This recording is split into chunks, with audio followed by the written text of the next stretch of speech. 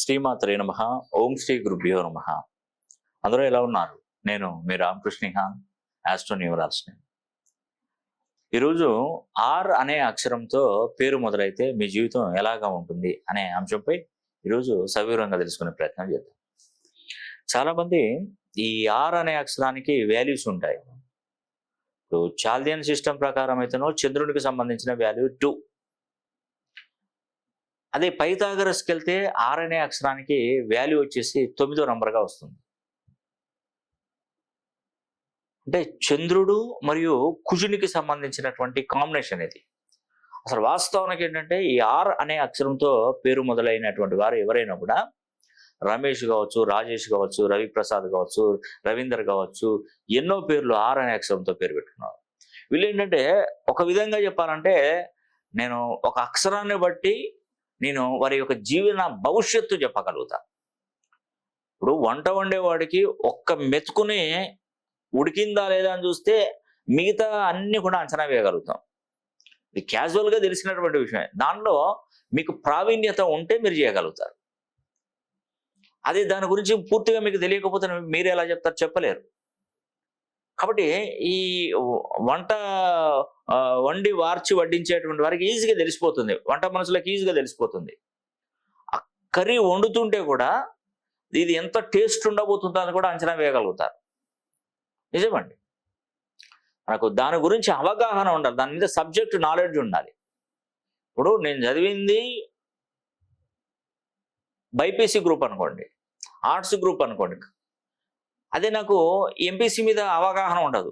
దాని మీద ఎక్కువగా మనకు ఈ వీటికి హిస్టరీ మీద ఎక్కువగా పట్టు ఉంటుంది. నాకు ఈ యొక్క మ్యాథ్స్ మీద పట్టు ఉండదు. వాళ్ళ దానిలో నేను చూసి ఇది కరెక్ట్ తప్పు అని చెప్పడానికి నాకు అవగాహన ఉండదు కాబట్టి నేను చెప్పలేను. సో నేను చెప్పేది ఏంటంటే ఆర్ అనే అక్షరము చాలా పవర్ఫుల్ అండి. చాలా గొప్ప గొప్ప వాళ్ళు కూడా ఈ ఆర్ అనే అక్షరంతో పేరు పెట్టుకున్నవారు 0 నుండి హీరోగా ఎదుగుతారండి. వీరి వ్యక్తిత్వం ఎలా ఉంటుందో తెలుసా మీకు? నిజాయితీకి ప్రతిరూపం, నిజాయితీకి మారు పేరు. కష్టపడి ఒక మంచి పొజిషన్కి వస్తారండి వీళ్ళకి ఏంటంటే ఎప్పుడు కూడా గమనించండి, వీళ్ళ జాతకంలో ఉన్నటువంటి దోషాలు ఎట్లా ఉంటాయంటే, ఇప్పుడు ఆర్ అనే అక్షరంతో పేరు పెట్టుకున్నవారు వీళ్ళు ఎవరైనా కష్టాలలో ఉన్నారు అనుకుంటే వారికి చాలా కూడా హెల్ప్ఫుల్ అవుతారు. అంటే వారికి ఏదో సహాయం చేయడానికి ప్రయత్నిస్తూ ఉంటారు. అది సహాయం తీసుకున్నటువంటి వాడు సహాయం తీసుకొని తిరిగి మళ్ళీ ఇతని మీదనే గురి చూసి కొడతాడు. ఒక విధంగా చెప్పాలంటే వీరు పాము వచ్చి ఇంట్లో కూర్చున్నా కూడా పాముకు పాలు పెట్టిస్తారు. ఆర్ అనే అక్షరంతో పేరు పెట్టేట్టున్నారు. ఆ పాము ఏం చేస్తుందంటే రాత్రి ఇతను పడుకున్న తర్వాత అతని మీదకి వచ్చి కాటేస్తుంది. అంటే మీరు ఎవరికి వాళ్ళ బంధువులలో కానీ, చుట్టాలలో కానీ, ఫ్రెండ్స్లో కానీ ఎవరికి ఏ సహాయ సహకారాలు చేసినా అది రివర్స్గానే మారిపోతుంది. వీళ్ళు ఏంటంటే బోలాగుణం కలిగి ఉంటారు. డబ్బులు విచ్చలవిడిగా ఖర్చు పెడుతూ ఉంటారు. డబ్బులు ఏదైనా సమస్య వచ్చిందంటే ఖర్చుల రూపంలో వెళ్ళిపోతున్నాయి. అది డబ్బు సంపాదించడం అలాగే ఉంటుంది, ఖర్చు పెట్టడం కూడా అలాగే ఉంటుందండి. అదేవిధంగా వీరు ఏంటంటే మానవతా విలువలు గల వ్యక్తులుగా చెప్పుకోవచ్చు. మీరు ఇప్పుడు 100 మంది ఉన్నారు అనుకో, 100 మందిలో ఒక 2-3 మైనస్లో ఉంటే అందరినీ తప్పు పట్టడం అవసరం లేదండి. నేను మొన్న ఒక వీడియోలో రమేష్ అనే పేరు గురించి చెప్పాను. ఒక అతను కామెంట్ బాక్స్లో పెట్టాడు, రమేష్ అనేటువంటి వాడు పెద్ద దుర్మార్గుడు అండి, రమేష్ అనేటువంటి వాడు పెద్ద లంగండి, మా నాన్నగారు ఇచ్చిన డబ్బులన్నీ మోసం చేశాడు వాడు అని అంటున్నారు. కొంతమంది రకరకాలుగా కామెంట్ చేస్తున్నారు. అంటే అందరూ అలాగే ఉంటారా? ప్రతి ఒక్క రమేష్ అలాగే ఉంటాడా? ఉండడు. కొంతమంది రమేష్లు ఉంటుండొచ్చు, కానీ అందరు రమేష్లు ఉంటారని మనం ఎలా చెప్పగలుగుతాం? కాబట్టి మనం ఆర్ అనే అక్షరంతో పేరు పెట్టుకున్నటువంటి వాళ్ళు 100కి 99% కూడా చాలా హానెస్ట్గా ఉంటారు. సో వాళ్ళు ఉన్నట్టుగానే చెప్తారు, ఏది కూడా రివర్స్గా చెప్పరు. అయితే ఇదే అవుతుంది అని చెప్పడం, కాదు అంటే కాదు అని చెప్పడం. కాకపోతే వీళ్ళకు ఉన్నటువంటి ఒక ముఖ్యం ఏంటిదంటే మొండితనం ఎక్కువగా ఉంటుంది. ఏదైనా కావాలనుకున్నప్పుడు దాన్ని సాధించేదానికి వదిలిపెట్టరండి, పట్టుబడతారు. పట్టు వదలని విక్రమార్కులు ఒక విధంగా చెప్పాలంటే ఈ ఆర్ అనే అక్షరంతో పేరు మొదలయ్యేవారికి. ఇక్కడ ఏంటంటే మెయిన్గా వీరి యొక్క సంఖ్యాబలం లోపం వలన ఉంటే ఫైనాన్షియల్గా చాలా వరకు వెనుకబడిపోతారు. అంటే న్యూమరికల్ నంబర్ ఉంటుంది. ఇప్పుడు రమేష్ అనే పేరు పెట్టుకున్నారు, రవీందర్ అనే పేరు పెట్టుకున్నారు, రాహుల్ అనే పేరు పెట్టుకున్నారు. ఏదో రకమైనటువంటి సమస్య వాళ్ళని ఇబ్బంది పెట్టి వేధించి వేధించి వెంటాడుతూనే ఉంటుంది. వీరు స్వతహాగా చెప్పాలంటే కష్టజీవులు. చిన్నప్పటి నుండి కష్టపడి ఉన్నతమైనటువంటి పొజిషన్కి వెళ్ళే వాళ్ళలో కూడా ఆర్ అనే అక్షరంతో పేరు పెట్టుకున్న వాళ్ళు చాలా మంది ఉంటారు. వీళ్ళు ఏదైనా కూడా ఎవరి సహకారం లేకుండా, ఎవరి ప్రోద్బలం లేకుండా, ఎవరితో సంబంధాలు లేకుండా వాళ్ళు పైకి వచ్చేటువంటి గొప్ప వ్యక్తులు ఆర్ అనే అక్షరంతో పేరు పెట్టుకున్నటువంటి వారు. సో ఆర్కు గుణగణాలు ఎక్కువగా ఉంటాయండి. ఈ ఆర్తో పెద్ద సమస్య ఉన్నది. ఆరే టాప్ నంబర్ 1 నంబరు. మంచి కుజుని చంద్రుని యొక్క కలయిక ఆర్ అనే అక్షరం. ఇప్పుడు ఏ అనే అక్షరం ఉందనుకోండి, అది రవి. అది పైథాగరస్లో రవి, చాల్దియన్ సిస్టమ్ ప్రకారం రవి. అది మళ్ళీ మొదటి వరుసలో ఉంటుంది కాబట్టి 1వ నంబర్లో మనకు ఆల్ఫాబెట్ జెడ్ వరకు చూసినా కూడా అది నంబర్ 1 స్థానమే. అలాగా 2 శక్తియుక్తులు, అంటే ఒక విధంగా చెప్పాలంటే 2 బలాలు, గ్రహాల బలాలు ఎక్కువగా కలిగి ఉంటాయి, సపోర్ట్ చేసుకుంటుంటాయి. అదే మిత్ర నక్షత్రం, శత్రుగ్రహం, మిత్రగ్రహం 2 కలిసి ఉన్నాయి అనుకోండి, మరి జీవితం ఏంటంటే చాలా వరకు డిస్టర్బెన్స్ ఎక్కువగా ఉంటాయి. మెయిన్ ఏంటంటే ఫ్యామిలీ డిస్టర్బెన్స్ కొంతమందికి ఉంటుందండి ఆర్ అనే అక్షరంతో పేరు పెట్టుకున్నవారు. ఎందుకంటే ఫ్యామిలీలో చాలా వరకు డిస్టర్బ్ అవుతూ ఉంటారు. ఒకరింటి ఒకరు పడకుండా, ఒకరంటే ఒకరు డిస్టర్బెన్స్ ఎక్కువగా ఉంటుంది. దానివల్ల ఏంటంటే ప్రతి చిన్న విషయాన్ని కూడా పెద్దదిగా మారే అవకాశాలు ఎక్కువగా ఉంటాయి.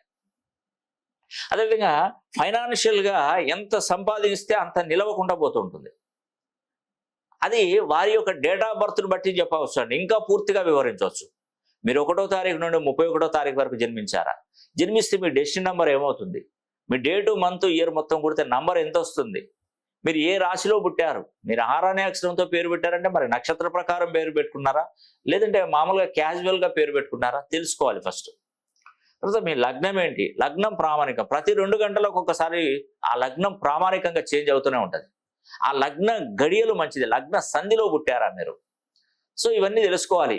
ఇప్పుడు లగ్నం మారేటప్పుడు కూడా లగ్న సంధి ఉంటుంది. ఒక్క 1 మినిట్, 2 మినిట్స్, 3 మినిట్స్, 5 మినిట్స్ లోపు లగ్నాలు చేంజ్ అవుతూ ఉంటాయి. అప్పుడు ఆ లగ్నం యొక్క పవరు, ఈ లగ్న సంధిలో ఆ పవర్ కూడా 2 కలిసి వస్తాయి మీకు. ఇలా మనం పూర్తిగా మొత్తం టోటల్గా స్కాన్ చేయాల్సింది ఆ పేరుని. మనం పేరును ఒక ఆర్ అనే అక్షరంతో కదా, ఆ పేరును మొత్తం చూస్తే ఎన్ని డిగ్రీస్లో ఉందో చూసుకోవాలి మనం.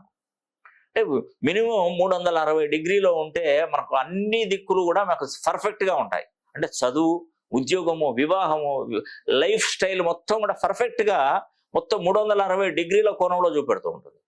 ఒకవేళ వీరి పేరు 180 డిగ్రీలు, 90 డిగ్రీలు ఈ విధంగా ఉందనుకోండి, ఒక వేవ్ ఉంటుంది, ఒక వేవ్ పడిపోతుంది. ఇప్పుడు అభిమన్యుడు యుద్ధానికి వెళ్ళాడు, ఏం చేశాడండి? అందరినీ గెలుచుకుంటూ లోపలికి వెళ్ళాడు, ఆ చక్ర వ్యూహంలో ఇరుక్కున్నాడు. అంటే అతనికి పోవడమే సరే, మళ్ళీ వెనక్కి రావడం తెలియదు, దాంట్లోనే ఇరుక్కొని చనిపోవడం జరుగుతుంది. అంటే కొన్ని సందర్భాలలో కూడా వీరి యొక్క వ్యక్తిత్వాన్ని బట్టి వీరి యొక్క జీవన విధానం కూడా ముందుకు నడుస్తూ ఉంటుంది. వీరేంటంటే ఎవరు వచ్చినా కూడా వీళ్ళు ఆదరించే అనే మనస్తత్వం ఎక్కువగా ఉంటుంది ఆర్ అనే అక్షరం.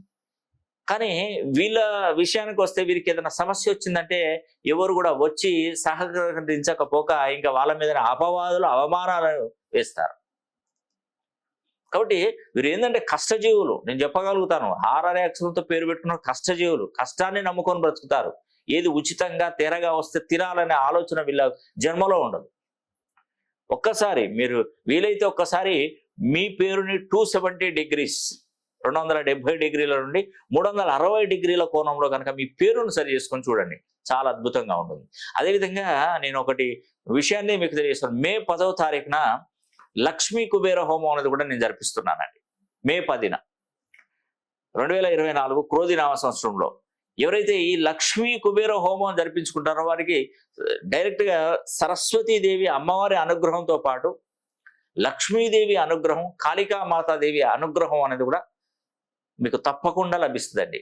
ఈ లక్ష్మీ కుబేర హోమం జరిపించుకుంటే మీ రుణ బాధలు అనేది కూడా మటుమాయం అయిపోతాయి, మొత్తం టోటల్ గా పూర్తి అయిపోతాయి. వ్యాపారంలో సంపాదన పెరుగుతుంది, వ్యాపారాలు బాగా నడుస్తాయి, ఉద్యోగ అవకాశాలు వస్తాయి, ఉన్నతమైనటువంటి విదేశీ పర్యటనలు పూర్తి చేస్తారు, విదేశాలలో ఉద్యోగాలు సంపాదించగలుగుతారు. ఎందుకంటే మనకు డబ్బు సహకరించాలి, ధనాన్ని సంపాదించాలంటే అమ్మవారి అనుగ్రహంతో పాటు కుబేరుని యొక్క అనుగ్రహం కూడా కలగాలి. అందుకే అక్షయ తృతీయ మే 10వ తారీఖున అక్షయ తదియ ఆ రోజున మనం మే 10వ తారీఖున లక్ష్మీ కుబేర హోమం అనేది కూడా నేను తలపెట్టబోతున్నాను. దేశ విదేశాలలో ఉన్నటువంటి వారు ఎవరైనా కూడా ఈ యొక్క లక్ష్మీ కుబేర హోమం జరిపించుకోండి. దానికి సంబంధించిన అమ్మవారి దగ్గర పూజించినటువంటి వైష్ణోదేవి అమ్మవారు జమ్మూ కాశ్మీర్ శక్తి పీఠంగా చెప్పుకోవచ్చు. అక్కడ అమ్మవారి దగ్గర పూజించినటువంటి గోమతి చక్రాలను కూడా మీకు అందజేయడం జరుగుతుంది ప్రతి కుటుంబానికి. అవి మీ గల్లాపెట్టెల్లో కానీ, వ్యాపార సంస్థల్లో ఉన్నటువంటి గల్లాపెట్టెలో కానీ, డబ్బు దాచుకునేటువంటి బీరువాలో కానీ ఈ యొక్క గోమతి చక్రాలను పెట్టుకున్నట్టయితే అమ్మవారి అనుగ్రహం అనేది కూడా తప్పకుండా కలుగుతుంది. అందుకే మే 10వ తారీఖున లక్ష్మీ కుబేర హోమం అనేది కూడా జరిపించుకుని మీరు ధన్యులు అవ్వండి. అదేవిధంగా ఎవరైతే డైరెక్ట్గా అపాయింట్మెంట్ కావాలని అనుకున్నటువంటి వారు, నేను ఈ విషయం ఎందుకు చెప్తున్నానంటే చాలా వరకు 2019 నుండి సుమారుగా ఇప్పటి వరకు 2024 వరకు కూడా నేను డైరెక్ట్ అపాయింట్మెంట్స్ అనేది కూడా ఇవ్వలేదు. కానీ ఇప్పుడు మీరు పర్టికులర్గా మీకు డైరెక్ట్ అపాయింట్మెంట్ అనేది కూడా మీరు తీసుకోవచ్చు. దాని వివరాలు తెలుసుకోవాలనుకున్నా, వాటి గురించి మీరు వివరంగా తెలుసుకోవాలనుకున్నా కూడా కింద స్క్రోల్ అవుతున్న నంబర్కు కాల్ చేసి ఒకసారి మీరు ప్రయత్నించండి. మీరు ఒకసారి చెప్తే వాళ్ళు డీటెయిల్స్ అనేది కూడా మీకు చెప్తారు. తప్పకుండా ఈ అవకాశాన్ని ప్రతి ఒక్కరు సద్వినియోగం చేసుకోవాలని కూడా మనస వాచా కర్మేణ కోరుకుంటూ మరి సెలవు తీసుకుంటున్నాను. సర్వే జన సుఖినో భవంతు.